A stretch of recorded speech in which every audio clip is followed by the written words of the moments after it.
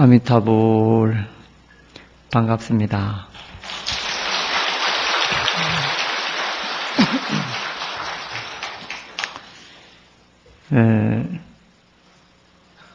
화엄경 80권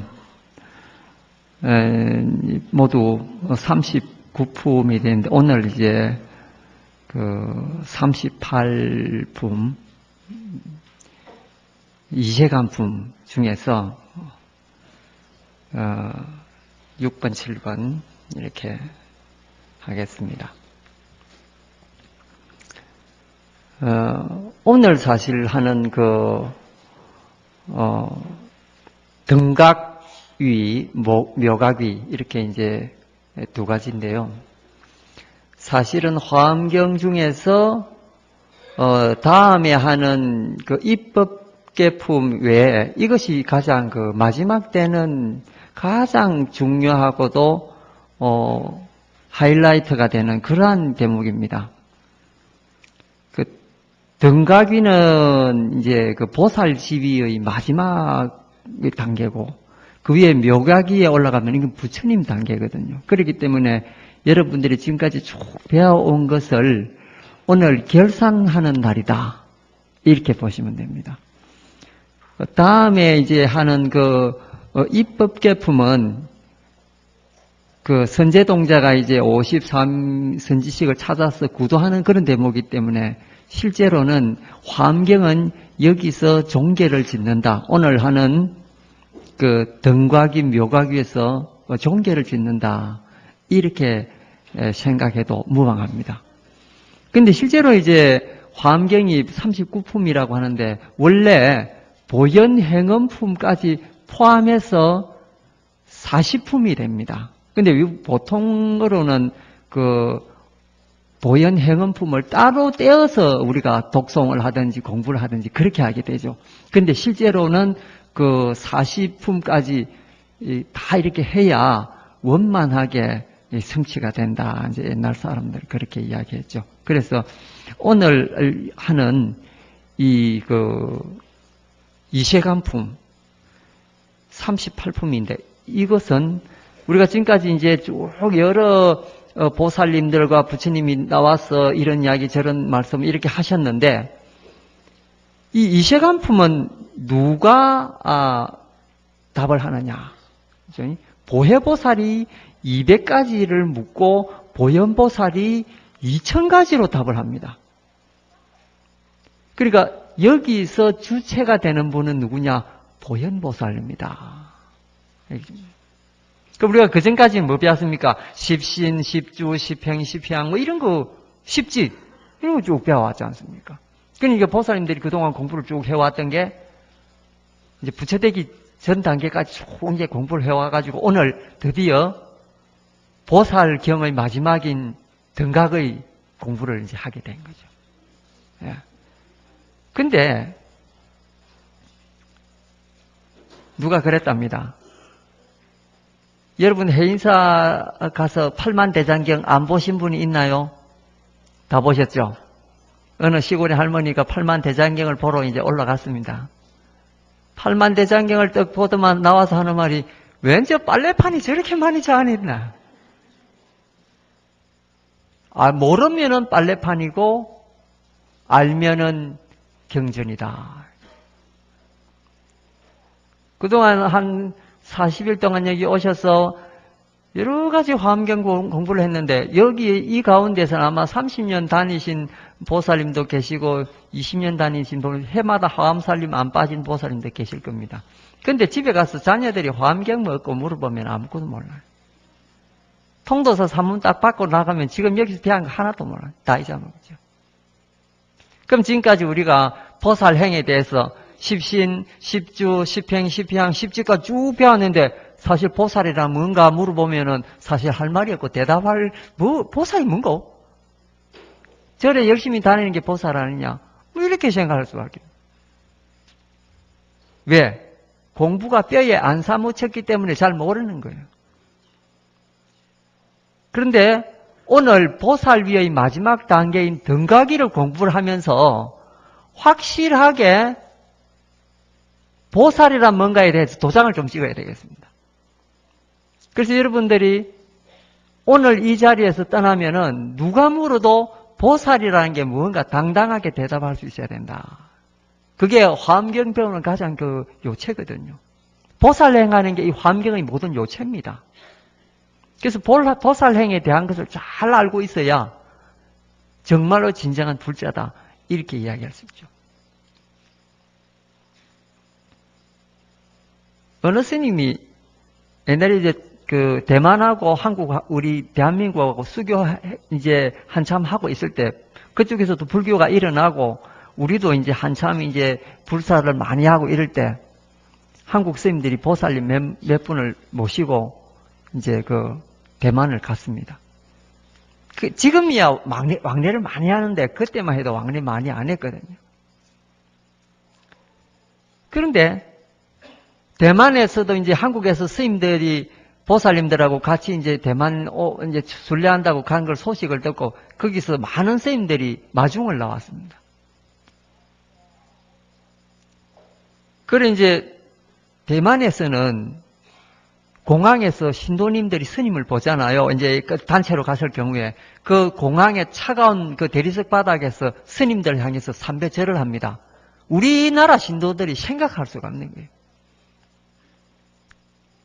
그러니까 스님을 향해서 대만 신도들이 절을 3번을 하고 이제 우리나라에서 할 차례 아닙니까? 그래서 우리나라 간 스님들이 우리가 같이 간 보살님들을 소개를 했습니다. 아이고 한국에서 오신 보살님들이십니다. 그러니까 스님들이 바로 그 보살님들을 보고 절을 하는 거예요. 왜 그랬겠어요? 보살이라는 말을 했기 때문에 절을 해요. 대만에서는 뭐라 하는 줄 아십니까? 대만에는 거사라 그럽니다. 여성 신도들도 여거사, 남자 신도는 남거사, 전부 거사로 통일해버려서 보살은 뭡니까?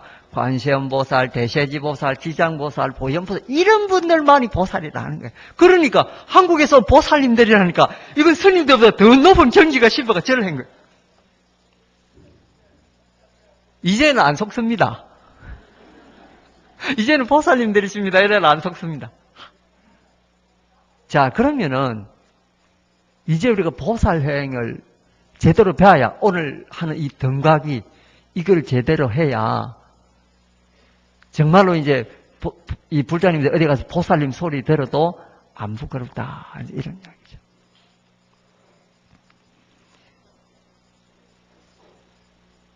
그런데 우리가 이제 그 보통 뭐 사대보살이라 그러죠. 관세음보살님도 계시고 대세지보살님도 계시고 문수보현 이렇게 보통 네 분을 사대보살이요. 지장보살 빠집니다. 그러니까 관음세지, 문수보현 이렇게 해서 사대보살이라고 부릅니다. 근데 관세음보살님은 우리가 늘 기도를 해서 잘 알고 우리한테 뭐 소원을 더 주는 분이다. 이 정도까지 이제 알죠. 근데 보살님들이 각각 그 네 사대보살은 부처님의 그 능력을 대신하는 보살님들이다. 이렇게 우리가 알면 됩니다. 그럼 관세음보살은 부처님의 어떤 능력을 대변하는 보살일까요? 대자대비잖아요. 대자대비 관세음보살이 그러지 않아요. 그러니까 부처님의 자비를 나타내는 보살님이 누구냐? 관세음보살님.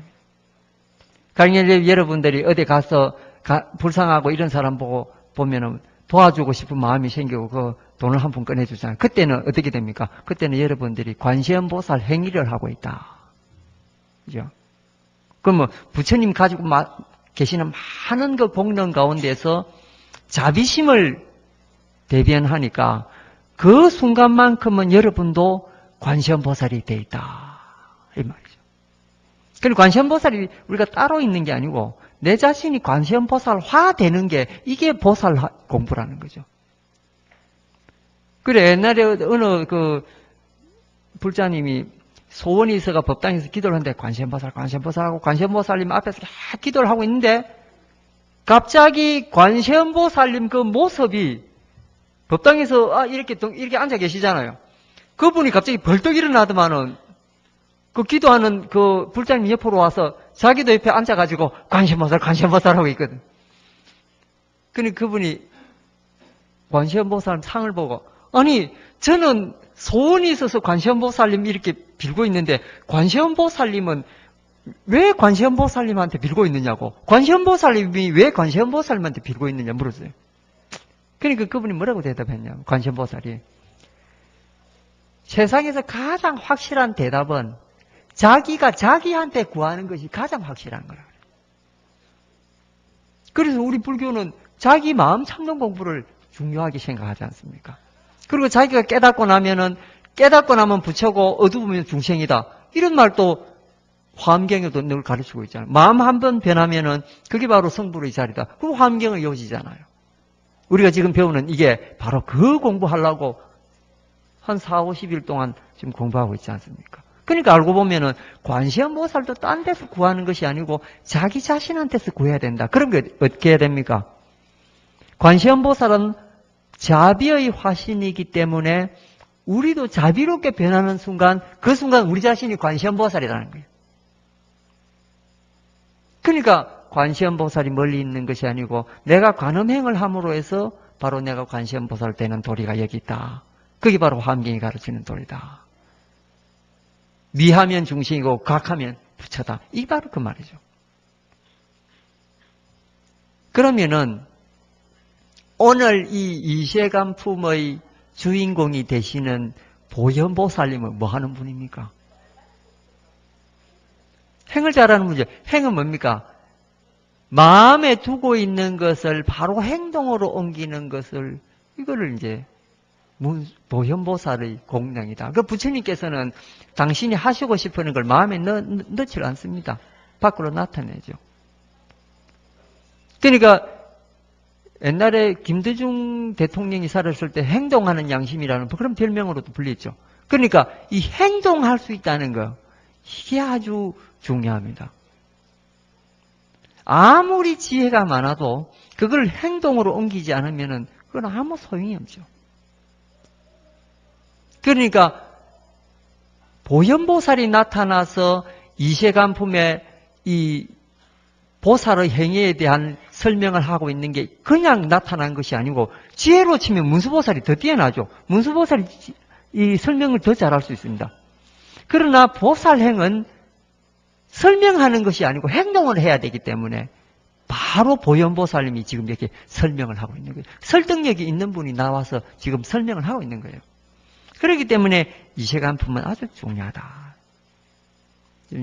특히 이세간품에서 오늘 하는 등각이, 묘각이는 바로 화엄경의 그 꽃이라고 할 수 있죠.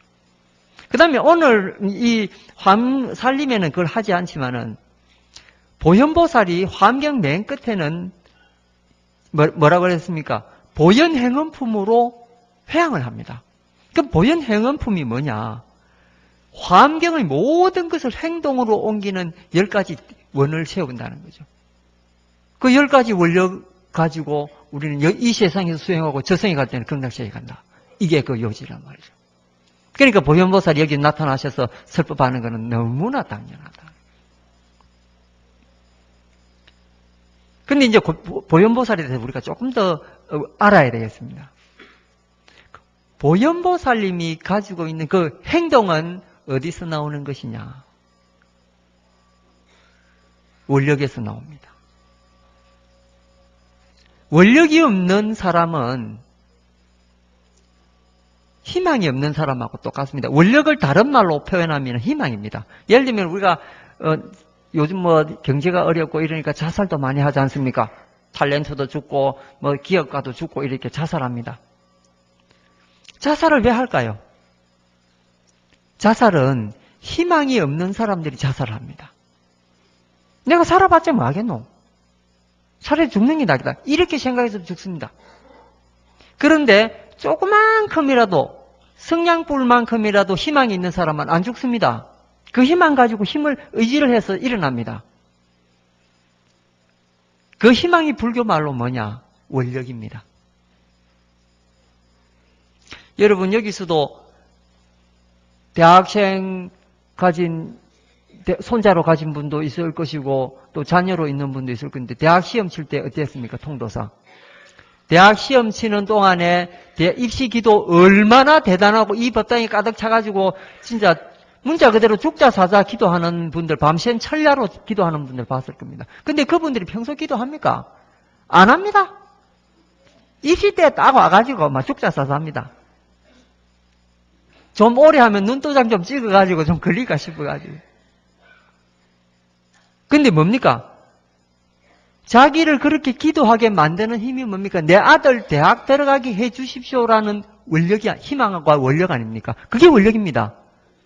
근데 여러분들이 평소에 자녀들 대학 입시가 문제가 아니고 내 자신한테 그런 원력이 하나 있어야 됩니다. 그래야 그런 신심이 연결이 돼가지고 쭉 공부가 됩니다. 그러니까 원력이 없는 사람은 평소에도 절에 나가도 왜 절에 왔나, 저 사람 왜 절에 왔나 할 정도로 흐리멍덩한 상태로 기도하고 공부하게 되죠. 또 한 절에 20, 30년 이렇게 다닌 신도님들 보면 그런 말 합니다. 요즘 뭐 신심이 떨어져가 기도가 잘 안 돼 이런 말 합니다. 신심이 떨어졌다는 말은 뭡니까? 원력이 없다는 뜻이거든요. 대학 입시 기도하는 분이 신심 떨어졌다는 소리 들어봤습니까?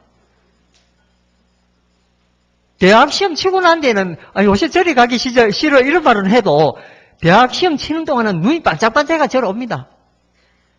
왜 그렇습니까? 그게 신심이거든요. 신심이 원력이 없어서 신심이 없는 거죠. 그러니까 여러분 자기 자신 한번 생각해 보십시오. 내가 왜 신심이 요즘 떨어질까 생각해 보면은 내가 원력이 강하지 못하구나 그런 생각이 듭니다.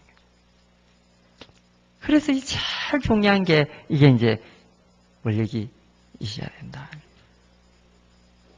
어떤 원력이 나왔습니까?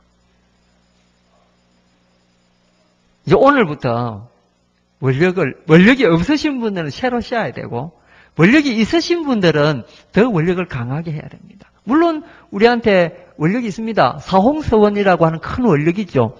근데 그거는 너무 거대해가지고, 이게 내가 하기에는 좀 어렵다. 그건 언젠가는 조금씩 발전해가, 결국은 그 사홍선이 우리 원력으로 돼야 됩니다. 그러나, 우리가 지금 당장 해결해야 될 원력들을 우리는 지금 세워야 된다는 거죠. 예를 들면은 내가 얼마 안 남은 이 삶 동안 남아있는 삶이 지금 살아온 삶보다 이 많은 분들이 여기에는 얼마 없을 겁니다. 그러니까 지는 해처럼 아름답고 가을 단풍처럼 이쁘게 그렇게 늙어갈 수 있는 그런 원력들을 세워놔야 될 거 아니겠습니까? 그래야 불자로서도 뿌듯하고 나아가서는 내 자손과 자녀들한테도 존경받는 그런 노후를 맞이하게 되죠. 그게 원력의 힘이고 또 불자로서도 아주 성숙하고 공부가 잘 되는 그러면 다음 세에는 극락세계가 딱 보장되는 그러한 삶을 살게 되죠. 이게 원력의 힘이죠. 그럼 그 원력을 제시한 분이 누굽니까? 바로 보현보살입니다. 보현보살이 10대 원에 우리가 해야 되는 그 원력들이 다 있는 거죠. 그러니까 이게 불교에서는 하나도 소홀하게 하고 여러분들 다 부처님이 배려를 해가지고 어떻게 수행생활해도 되고 어떻게 보살행해야 된다. 이게 다 나와 있습니다. 사실은 우리가 그전에 배워왔던 십신, 십주, 십행, 십향이 어렵습니다. 이거 다 기억도 안 합니다. 그런데 부처님께서 기억하기 좋도록 딱 만들어놓은 게 있죠. 보살행의 하이라이트가 뭡니까? 6가지 행위가 있죠. 육바라밀이라는 게 있잖아요. 그게 십신, 십주, 십향 이런 거 다 모아놓은 것을 딱 6가지로 분류해낸 게 이게 육바라밀. 너무 우리가 보고 듣고 배우는 거예요. 진리는 어디 있습니까? 진리는 가장 단순한 데 있다는 거죠. 단순한 것을 찾아가서 단순하게 깨우쳐야 그게 이제 바로 그 도에 드는 문이다. 옛날 스님들도 그런 말씀 하셨습니다. 그러니까 육바라밀을 우리가 생각해 보면은 그건 보현보살님의 행을 숙소해 놓은 거구나. 그러니까 보현보살은 10대 원을 갖다 숙소해 놓은 게 육바라밀이라는 거죠. 육바라밀을 누르면 됩니까? 10바라밀이 됩니다. 그러니까 그 안에 다 해답이 다 들어있는 거죠. 그 다음에 또 하나, 육바라밀 말고 네 가지 실천해야 되는 행동이 있습니다. 그게 뭡니까? 사서법이라는 거죠. 그 육바라밀과 사서법, 요 두 가지만 우리가 딱 기억하고 있으면은 보살행은 어렵지 않다. 근데 이제 보살심을 내려면 처음에 뭐부터 내야 되느냐? 대성의 마음을 먼저 내야 됩니다. 우리가 이제 대성, 소성 하는데 남방불교는 소성이고 북방불교, 우리 이제 뭐 중국이나 한국이나 티베트 이는 대성불교다. 근데 저쪽에 남방의 태국이나 스리랑카인 이건 소성불교다. 그래서 소성불교를 조금 이렇게 낮춰보고 우리 불교는 대성불교이니까 좀 수준이 높다. 그래 생각하는데 그건 오산입니다. 만약에요, 태국이나 스리랑카에 전쟁이 나지 않습니까? 그러면 이제 젊은 사람들 다 동원돼가지고 전쟁터로 나갑니다. 요즘 우리나라에 북한 사람들이 이 포를 쏴가지고 지금 상당히 국민들이 전쟁의 불안을 느끼고 있죠. 잘 살다가 이제 이런 일이 생기니까, 아, 우리가 이게 분단국가구나. 근데 이 젊은 사람들 다 이제 동원돼가지고 이제 만약에 전쟁이 나면 가야 됩니다. 그런데 전쟁이 나면 제일 불쌍한 사람들이 누굽니까? 연세 많은 분하고 어린이밖에 없거든요. 불쌍합니다. 근데 연세 많은 분은 그렇다 하더라도 어린이들은 전쟁을 치는 도중에서도 공부를 해야 되거든요. 옛날에 6.25 때도 부산에 피난 와가지고 어린이들은 학교에서 다 임시 천막 쳐놓고 공부시켰습니다. 근데 태국이나 스리랑카 이렇게 남방불교 전쟁이 나가지고 젊은이 동원이 되는데 어린이들 누가 가르칩니까? 스님들이 가르칩니다. 초등학교에 국어, 산수부터 시작해가지고 고등학교 애들 저 물리 이런 것까지도 스님들이 다 가르칩니다. 이 스님들이 전쟁 나면 그냥 뭐 피난 가고 숨어 지는 게 아닙니다. 교육자를 담당하죠. 원래 스님들이라는 게 교육자들이거든요. 부처님은 대학 총장이잖아요. 그죠?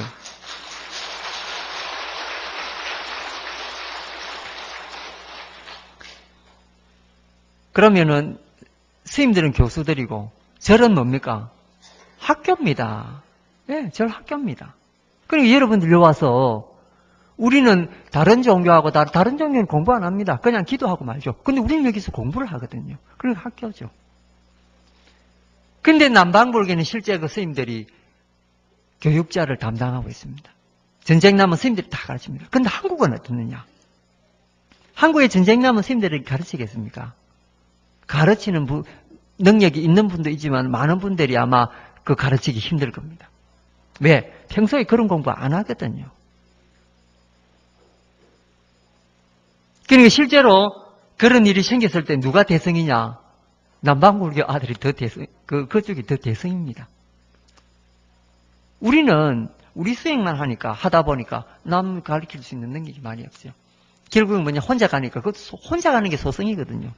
그러니까 자전거 타고 가는 게 소성이고 오토바이나 자전거 타고 가는 게 소성이고 버스 타고 가는 게 대성이고 그 많은 사람들 도움 주는 게 대성이죠. 그러니까 교리로서 나눌 것이 아니고 이익으로서 봐야 됩니다. 불교 교리는 어떤 사람이 중생들한테 이익을 많이 주나 거기서 이제 판가름이 나죠. 그 이제 이렇게 옛날에 어느 스님이 사미 스님을 하나 데리고 이제 길을 가는데 어른 스님이 타심통이 있었나 봐요. 타심통이 뭡니까? 나무 마음 알아내는 게 그게 타심통 아닙니까? 그래 꼬마가 이제 이렇게 앞에 걸어가다가 마음속으로 뭐라 하냐면은 나는 관시음보살이나 대세지보살이나 문수보현보살 같이 큰 마음을 내서 나는 내가 공부가 좀 늦더라도 나는 일체 중생을 제도를 하고 일체 중생을 배려해서 내가 그런 식으로 삶을 살아야 되겠다. 이렇게 그런 마음을 무니까 이 스님이 그 꼬마를 가만히 지혜의 눈으로 보니까 그런 마음을 먹고 있거든요. 그러니까 자기 바랑을 벗어가, 이제 자기 그 바랑이 무거운데 꼬마한테 불러가지고, 얘야, 네가 그 쥐고 있는 그 바랑 그 내도가, 아니, 스님 왜요? 그러니까, 내가 네 바랑을 내가 쥐고 가야 되겠다. 왜? 그 꼬마가 보살심을 내놓으니까, 이 스님이 너무나 기뻐가지고, 그 꼬마 바랑을 받아가 당신이 저고 가네. 그래, 한참 가고 있는데, 꼬마가 뭐라고 생각하냐면, 알지. 내가 이 중생들 이렇게 많은 숫자도 많고 이런데 내가 어떻게 그 중생들 다 교화하고 보살피나? 나 빨리 내 혼자서 빨리 도닦아 내 혼자 승부를 해야지. 이러니까 그 스승이 이 꼬마야 간장한 서거라. 얘 바람 두 개를 한꺼번에 벗어가. 다 이건 네가 지고 가거라. 대성의 마음을 낸 거하고 소성의 마음을 낸 거하고 이렇게 차이가 있는 거죠. 대성의 마음은 뭐냐? 내가 조금 늦더라도 내가 남들한테 대해서 배려하고 내가 조금 손해보더라도 남의 이익에 대해서 내가 좀 생각을 해봐야 되겠다. 네 죽고 내 살자. 이게 보통 사람들 말 아닙니까? 그럼 보살심은 뭡니까? 우리가 생각할 때 내 죽고 네 살린다 이거 큰 맘 같죠? 근데 불교는 그렇게 안 가르칩니다. 불교는 뭐를 가르칩니까? 나도 좋고 너도 좋고 이게 보살이거든요. 내가 죽고 니를 살리는 것은 그건 보살심이 아닙니다. 그거는 일종의 이기심입니다. 근데 최악의 경우에 정말로 내가 죽지 않으면 이 많은 사람 못 살릴 때 이때는 내가 죽더라도 그러나 끝까지 나도 살고 니도 사는 이게 불교의 그 보살행위거든요. 그래서 무슨 말을 합니까? 이타행, 자리리타라고 그렇게 하지 않습니까? 그러니까 자기가 이롭지 않으면은 그건 진정한 보살행위 아닙니다. 그러니까 우리가 보살행 할 때는 나를 죽여야 된다 이렇게 생각하는데 실제는 나도 돕고 남도 돕는 이게 진정한 보살행위거든요. 그러니까 이렇게 자리리타를 생각해 보면은 아주 이 세상이 공존해가 살아가는 그런 방법을 결국 모색해야 되지 않습니까? 그러려면 어떻게 해야 합니까? 죽는다는 그런 행위는 없는 거죠. 다 같이 사는 방법을 모셔야 하는 게 이게 불교의 가르침이거든요. 그러니까 대승보살의 마음이 뭐냐? 바로 그런 데 있습니다. 이제 오늘부터 그런 마음을 이제 내셔야 됩니다. 자리리타의 마음. 나도 행복하고 너도 행복한 그런 길을 모셔가는 게 이게 대승보살의 길이다.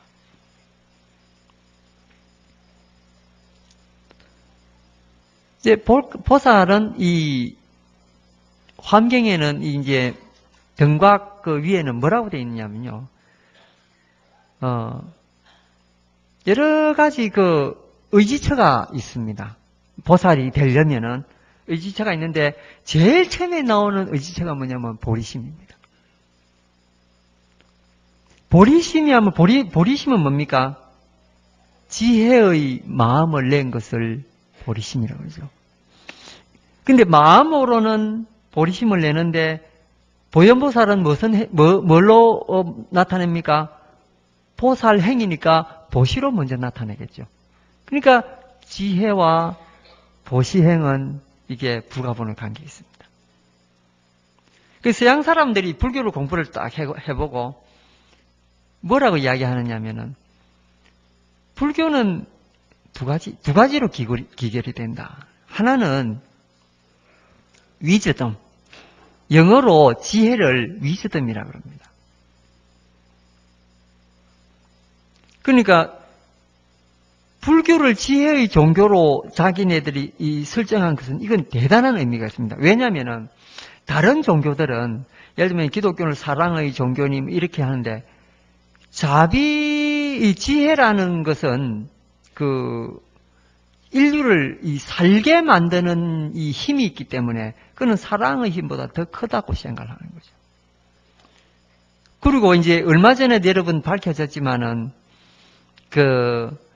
서양의 나사에서 비소 속에도 생물이 살 수 있다 이런 게 발표했습니다. 비소가 뭡니까? 독 아닙니까? 그러니까 독 속에도 생명체가 있고 또 우리가 펄펄 끓는 용광로라든지 용암이라든지 우리가 도저히 상상하기도 싫은 그런 데서조차도 생명체가 산다. 이런 거를 과학자들이 이번에 밝혔죠.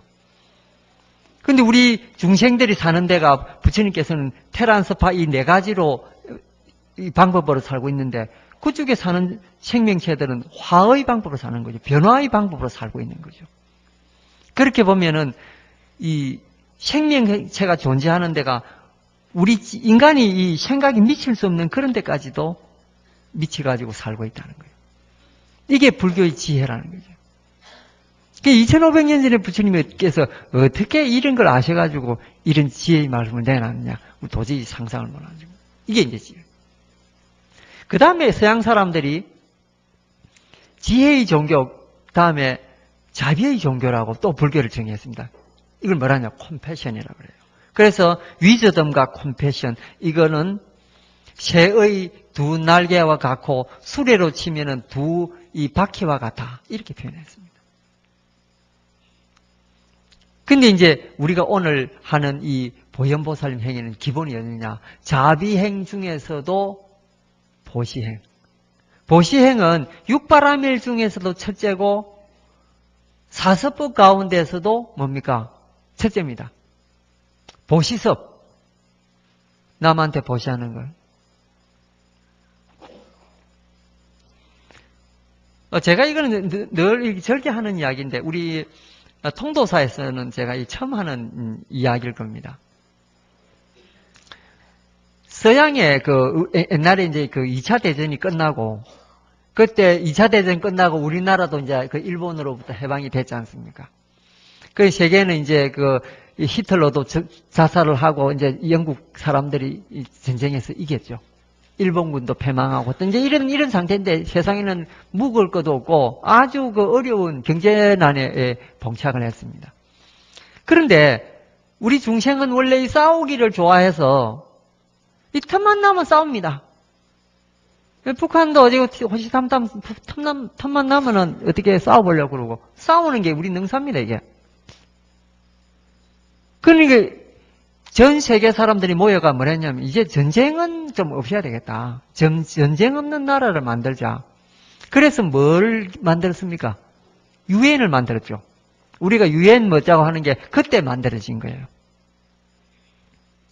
근데 유엔을 만들어 놓고 나니까 거기서 회의도 하고 우리 국회처럼 무슨 의원들도 있는 방도 있어야 되고 이랬는데 전쟁이 끝나고 물 것도 없고 이랬는데 누가 그런 큰 빌딩을 지어가지고 전 세계 유엔 회원국들을 갖다가 입주시킵니까? 돈이 없는데. 미국도 그 돈 많은 나라인데도 그때 전쟁 끝나고 난 데나 돈이 없어가지고 아무것도 못했죠. 그런데 미국이 그 당시에 큰 부자가 두 사람이 있었습니다. 요새 같으면은 현대하고 삼성같이 그렇게 큰 이제 그룹의 회장이 둘이가 있었죠. 한 가문은 록펠러라고 하는 가문이 있었고 하나는 카네기라고 하는. 카네기 홀 여러분 들어봤죠? 예, 이미자 선생님도 그가 노래했다는 조영필도 노래하고 유명한 카네기 홀이 그러니까 카네기 재단에서 큰 그걸 만들어 가지고 이제 지어줬다는 거예요. 국민들을 위해서. 근데 이제 록펠러 재단에서는 그런 거 안 하고 있었는데 그 재단의 회장이 뭐라 하냐면 내가 돈을 내 가지고 유엔에 건물을 지어 가지고 그거를 전 세계에 희사를 하겠다. 이런 거예요. 그러니까 주위에서 아니 장사꾼은 돈을 벌여야 되는데 이윤을 추구를 해야 되는데 아니 그렇게 큰 빌딩을 지어가지고 세상에 내놓으면 니는 뭐 되나 그런 거 하지 마라 그런 거예요. 근데도 그 사람은 아니다. 내가 이거 모든 사람한테 이게 힘 때문에 버린 돈인데 이 돈을 내가 한 번은 내가 이거 사람들 위해서 써야겠다. 그래서 빌딩을 짓습니다. 지금 뉴욕에 있는 유엔 건물 본부 큰 거 있잖아요. 그게 그 당시 록펠러가 지은 건물이죠. 근데 그것만 짓느냐? 그렇게 큰 건물을 살려면은 그 주위 땅들을 매입을 해야 되지 않습니까? 아주 건물 땅만 덩거리 사가지고 무슨 폼이 납니까? 그러니까 그 근처의 땅들도 참 샀습니다. 그 당시 그 땅들이 쓸모없는 땅이고 돈도 얼마 안 했거든요. 그러니까 그 땅들 다 샀습니다. 건물 딱 지어놓으니까 이제 유엔에 가입한 회원국 사람들이 전부 거기에 이제 입주를 하기 시작한 거예요. 입주를 해가지고 이제 그때부터 이제 본격적으로 세계 평화를 논의하게 되고, 우리 지금 반기문 선생도 거가가 지금 대장 노릇하고 있지 않습니까? 예, 이제 그 당시 그 때문인데 지금 저를 하는 거예요. 그리고 이제 거기에서 전 세계 사람들이 와서 이제 회의를 하고 이러고 나니까 어떻게 되겠습니까? 땅값이 오르기 시작하는 거예요. 그 주위에, 유엔 건물 주위에 그 땅값이, 록펠러가 사는 땅값이 갑자기 올라가지고 그 빌딩 지은 거 몇백 배의 이익을 손에 쥐게 된 거예요. 이 뭡니까?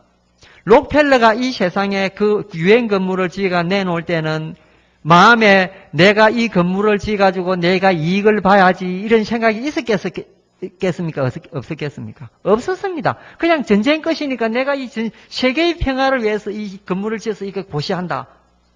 무주상 보시잖아요. 이 무주상 보시를 다 해놓으니까 뭡니까? 한번 그렇게 보시해 놓으니까 받는 거는, 주는 거는 대로 준데 받은 거는 뭘로 받습니까? 말로 받은 거예요. 그 주인 땅값이 갑자기 올라가지고 유엔 건물 몇백 개를 세울 돈이 생겼는 거예요.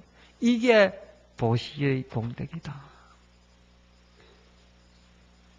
대단하지 않습니까? 이게 보현보살님이 왜 행동으로 하는 것을 보여주느냐. 이세간품에서 보살행을 왜 해야 되느냐. 이 이세간품에 왜 보현보살 대답하느냐. 여기에 핵심이 있다는 거죠.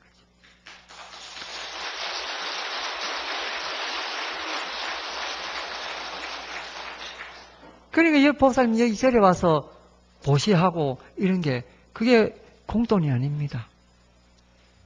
그거 부처님 은행에 다 저금돼 가지고 보현보살님이 다 보살님들 저금, 시주금 낼 때마다 기록 다 하고 있습니다. 컴퓨터에 다 넣어놨어요. 그거 언제 씁니까? 보살님 임명종 시에 목숨 딱 떨어지는 순간에 그거 다 찾아가, 목돈 찾아가 써먹습니다.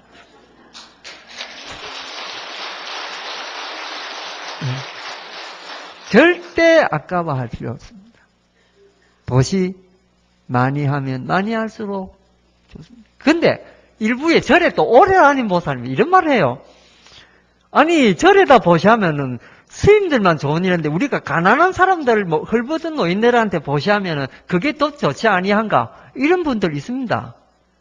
그런데 보시는 두 가지가 있습니다. 하나는 그런 사회 사업 마냥으로 이 불쌍한 일을 향해서 보시하는 게 있고요. 그 다음에 청정 성가를 향해서 보시하는 게 있습니다. 이 두 가지 이 공덕이 있는데 이 중에서 가난한 사람한테 보시하는 것보다 성가에 보시하는 게 더 공덕이 크다. 이렇게 나와 있습니다. 그거 왜 그렇게 했습니까? 성가는 불종자를 이어나가는 중요한 집단이거든요.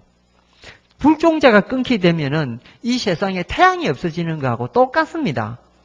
그러니까 스님들이 훌륭한 스님들이 배출이 돼가지고 우리 불자님들한테 부처님 지혜와 그 자비와 여러 가지 이런 거를 경전이나 이런 거를 이렇게 전해드려야 수많은 보살들이 탄생을 해가지고 더 많은 외로운 사람들을 돕게 된다는 거죠. 그게 성가가 존재하는 이유입니다. 그러니까 스님들은 밭에 여러 불자님 마음밭을 개발을 해가지고 더 큰 지혜와 더 큰 자비를 가지게 하는 그런 공력인 게 이게 성가고, 이제 마을에 불쌍한 분들 돕는 거는 그분들한테 당장 수용이 되지만은 그분들은 스님네처럼 그런 지혜로서 많은 사람을 교화할 수가 없습니다. 그렇기 때문에 공덕은 되지만은 성단에 보시하는 공덕이 조금 높다 이렇게 볼. 그러니까는 지금까지 이렇게 쭉 절에 오시면서 보시하고 또 이제 바깥에 복지기관에 보시하는 이런 보살님들은 정말로 공덕이 큰 분들이다. 그러니까 앞으로 기락성 같은 그 스님들이 배출되는 것도 바로 우리 불자님 손에 놓여 있다. 이거죠. 그러니까 우리가 의지하는 여러 가지 그런 그 중에서도 아까 지금 말씀드린 그 보시하는 것이 이게 가장 큰 이제 힘이 된다. 이거죠. 그것을 시작으로 해서 다른 것이 쭉 이제 함께 늘어나는 그러한 그 공덕이 있다. 자, 합장하십시오. 불자여 보살마살은 10가지 법에 붙들림이 있으니 무엇이 열인가? 이른바 모든 행위 무상함을 알면 법에 붙들리고 모든 행위 괴로움을 알면 법에 붙들리고 모든 행위 나가 없음을 알면 법에 붙들리고 모든 법이 고유하여 열반인 줄 알면 법에 붙들리고 모든 법이 인연으로 생기고 인연이 없으면 생기지 않음을 알면 법에 붙들리고 옳지 못하게 생각함으로 무명이 일어나고 무명이 일어남으로 내지 늙고 죽음이 생기며 옳지 못하게 생각함으로 멸함으로 무명이 멸하고 무명이 멸함으로써 내지 늙고 죽음이 멸함을 알면 법에 붙들리느니라. 삼해탈문으로 성문법이 생기고 다툼 없는 법을 정하여 독각법이 생김을 알면 법에 붙들리고 여섯바라밀다와 이 여섯바라밀다는 육바라밀이죠. 여섯바라밀다와 4가지 거두어 주는 법 이게 사서법입니다.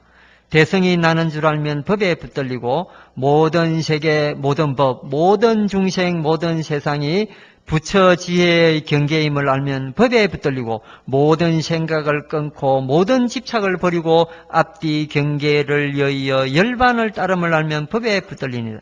이게 지금 보현보살님의 10가지 붙들립니다. 자, 합장 내리시고요. 이게 등각보살의 망가짐입니다. 등각보살은 이렇게 해서 부처님 법에 의지해서 이제 법에 붙들린다라고 하는 것은 부처님 법이 우리를 이렇게 딱 잡아준다는 뜻입니다. 그러니까 조금 전에 제가 읽은 대로 어떻게 되겠습니까?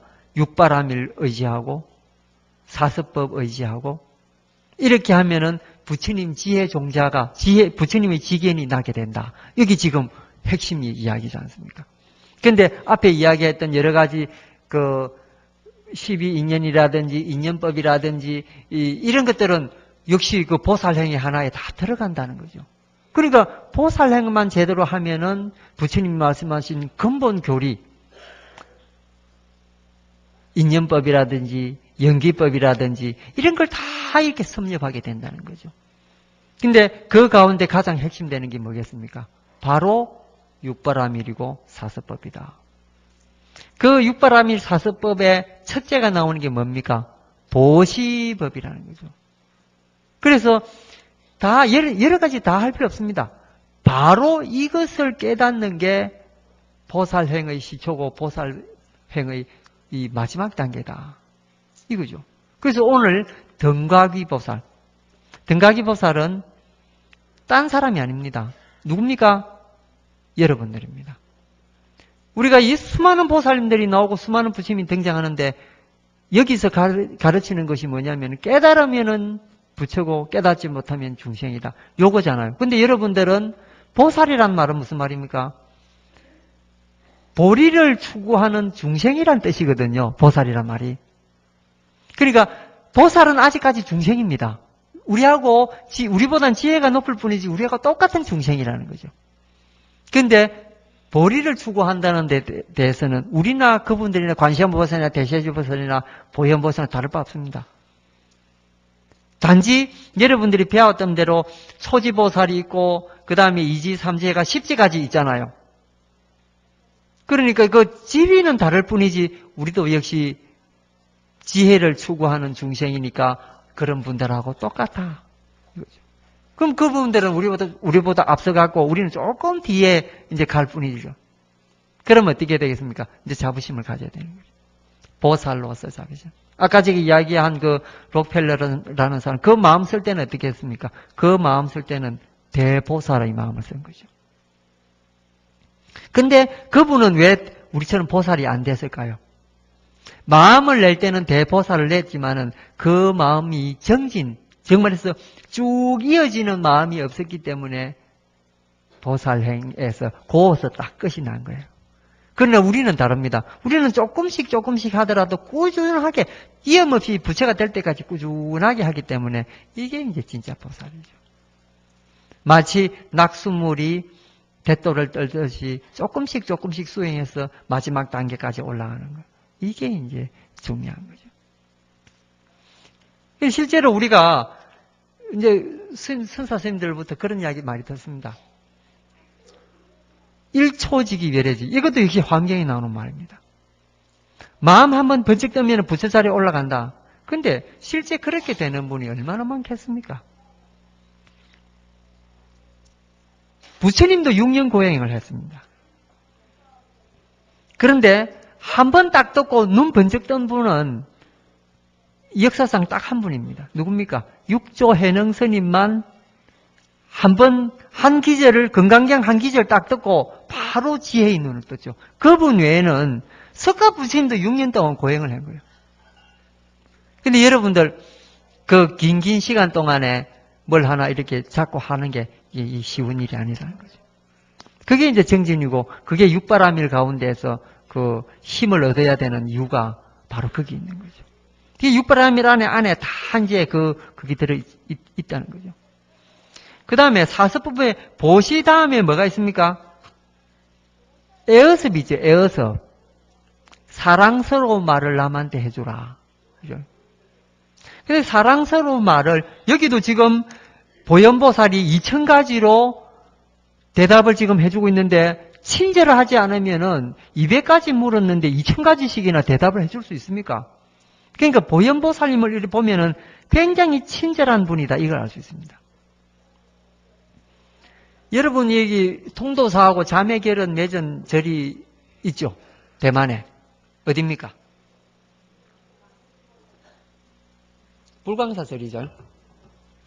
불광사에 성운 스님이 처음에 절을 지을 때 절이 아주 조만했습니다.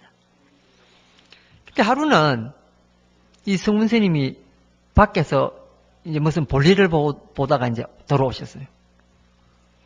근데 계단 앞에 아주 연세가 많은 노보살님이 이렇게 쭈구리가 앉아 있는 거예요. 그래서 성운 스님이 이제 그때도 이제 한참 젊었을 때 아니겠습니까? 보살님, 어째 이렇게 절 문 앞에 이렇게 쪼그리고 앉아 계십니까? 그래 그 할머니가 하는 말이 어떤 젊은 스님이 절 짓는다고 해서 내가 구경 왔어요. 보살님 그러십니까? 제가 그 절 짓는 그 스님입니다. 그래. 아이고 그러냐고. 그래 이제 이 스님이 이 보살님을 또 부축을 해서 그때 이제 집이 얼마 안 됐을 때인데 절 전부 구경을 다 시키는데 여기는 관암전이고 여기는 대흥전이고 쭉 구경시키니까 아이고 스님 너무 고맙습니다. 그러고 이제 보살님이 가셨어요. 근데 그 다음날 이제 또 성운 스님 밖에서 볼일을 보고 이렇게 오는데, 노보살님이 또 그 대떨이 쭈그리고 앉아 있는 거예요. 아니, 보살님 오늘은 어쩐 일로 오셨습니까? 아이고, 스님 오늘은 내가 스님 만나려고 일부러 왔어요. 그러십니까? 그래, 그 제 방에 가서 차 한잔 하시죠. 그래가 이제 또 노보살님을 모시고 이제 방에 가서 이제 차를 한잔 하겠어요. 그 노보살님이 주섬주섬 하더만 보따리를 하나 꺼내가지고 성운대사 앞에 이렇게 놓는 거예요. 보살님이 뭡니까? 스님, 내가 우리 아들 줄라고 평생을 모은 돈이 여기 있습니다. 그런데 내가 어저께 스님을 보고 스님이 나를 이렇게 안내를 해가지고 절 구경을 시키고 이러는데 내가 그 돌아오면서 그 생각을 했다는 거예요. 내가 이 돈을 내 아들한테 주면은 내 아들이 지가 어떻게 쓰든지 이래가지고 뭐 지 잘 먹고 잘 살든지 또는 망해든지 뭐 그걸 둘 중 하나 아니겠습니까? 내 아들 좋은 일을 시킬 것이다.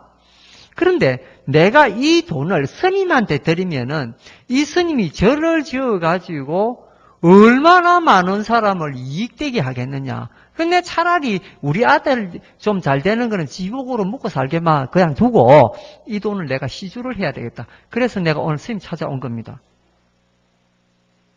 놀라운 일이잖아요.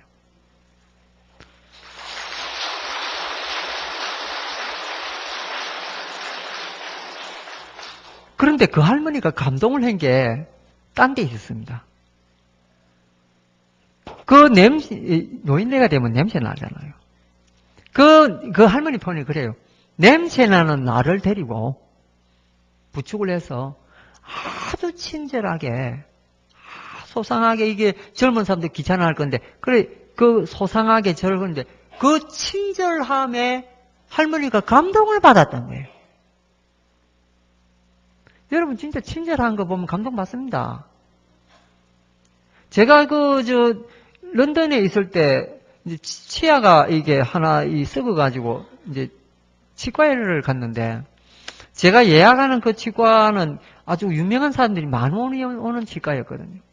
그래서 이제 몇 번 치료를 한 터라서 이제 제 담당 간호원도 있고 이래 했습니다. 그래, 그날 이제 치과는 아무리 장사라도 가면 겁나는 데가 그 치과지 않습니까? 장사도 두 가지 겁나는 게 있습니다. 하나는 치아 하는 데고, 하나는 모기가 제일 겁나잖아요. 그죠?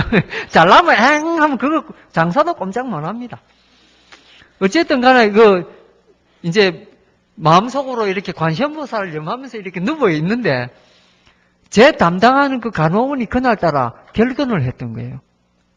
결근을 하고, 이제 백인 간호사가 와가지고 늘 이래 했는데, 그날 왔는데 보니까 흑인 간호사가 온 거예요. 근데 흑인에 대해서는 우리는 한국 사람 좀 선입감이 있지 않습니까? 나도 그때만 해도 선입감이 있어가지고, 왜 흑인이 왔나니? 흑인이 오면 치료를 좀 잘 못할까? 이런 겁나는 마음이 있었습니다. 근데 의사 선생님이, 치과 의사는 역시 이제 백인이인데, 그런데, 이제 의사 선생님이 오기 전에 그 흑인 의사가 먼저 와가지고, 흑인 간호사가 먼저 와가 뭐 인사도 하고 이제 이러면서 이야기를 하는데요. 그런데 안 그래도 이제 좀 찡 하는 그 소리 때문에 이제 그 사람 마음이 마음이 쪼그라들지 않습니까? 조금 공포심을 가지고 누워 있는데, 그 간호원이 이빨 쑤시고 하는 이상한 기구들을 막 이렇게 놓으면 그것만 봐도 공포심이 생기거든요. 그럼 놓고 준비를 하는 동안에 이제 이런 말 저런 말을 하면서 제 왼쪽 이 가슴에다가 손을 이렇게 아주 가볍게 이렇게 얹으면서 뭐라 하냐면은, 스님, 오늘 치료가 아픈 치료가 아니니까 스님 마음 편안하게 가지고 편안히 계십시오. 이러는 거예요. 그런데 그 말을 듣는 순간에, 근데 백인 간호사는 그런 배려가 없었습니다. 대놓고 막 이빨 벌리라고 막 이랬는데, 흑인 가수는 너무 친절하고 부드럽고 따뜻한 음성으로 그런 말을 하는 거예요. 그렇게, 말을 듣는 순간 너무 감동을 받아가지고, 그 친절함에, 그야말로, 보살 화신 같고 막 그런 느낌이 드는 거예요.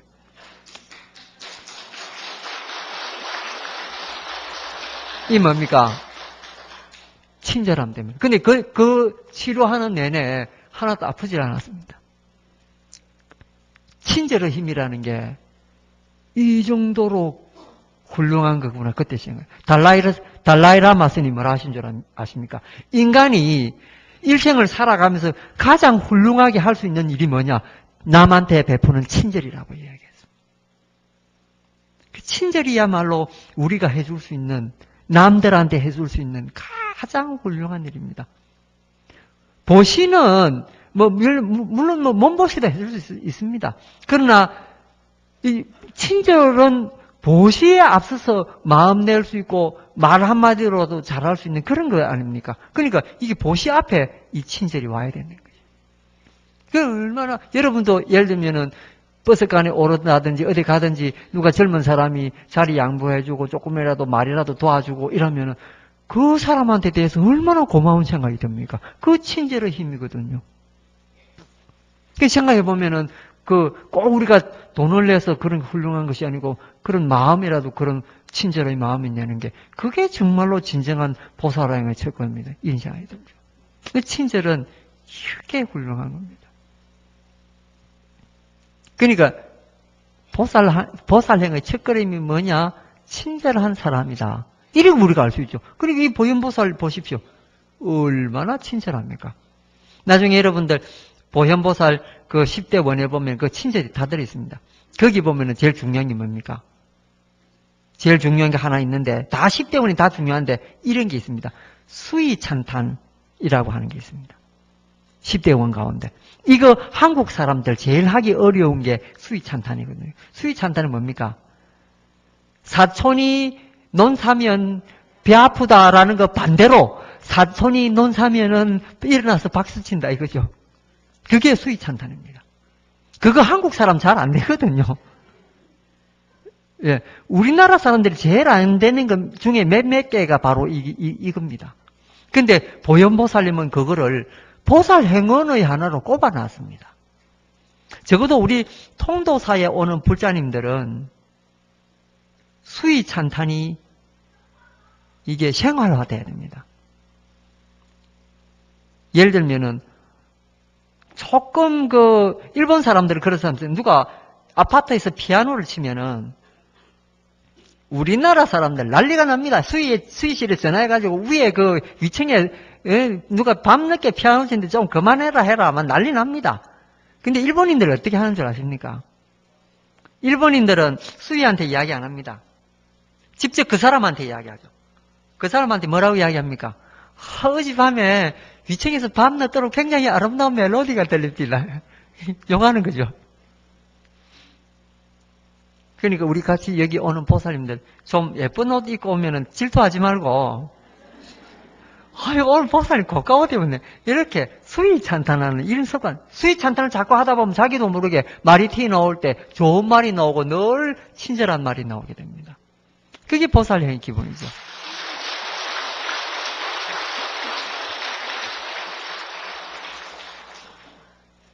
자, 이제 이게 등각이 올라가는 이제 막바지가 되었습니다.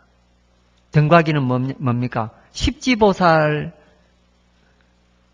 끝나고 바로 그 후에 부처되기 전 단계의 보살을 등각이라 그러는데요. 그게 딴 분들이 아니고 바로 여러분들이다. 왜? 여러분 이제 이 생에서 이 목숨을 마치면은 어디로 갑니까? 갈 때 딱 한 군데죠. 이방 저방 할 것 없이 제일 좋은 게 서방이죠. 서방 정토 가게 됩니다. 그죠? 이 내 서방 이게 아니고.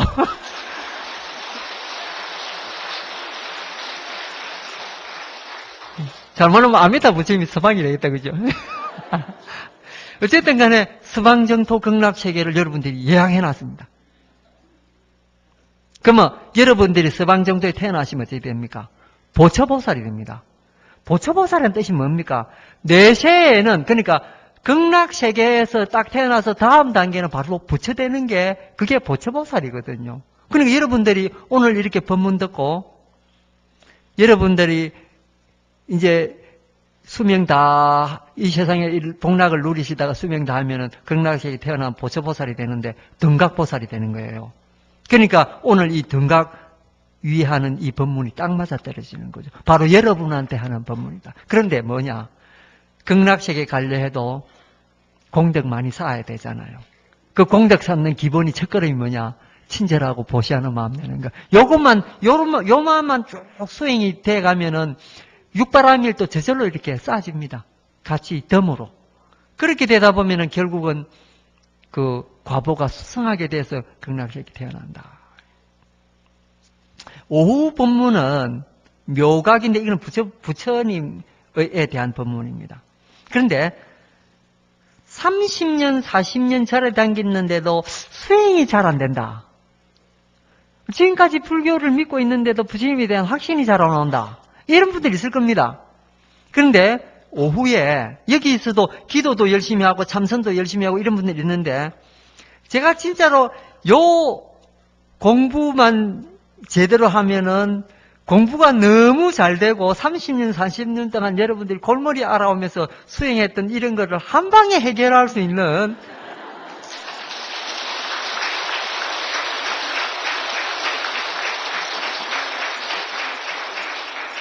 오후 법문 그게 있습니다. 가지 마시고 5분만 더 충분하십시오.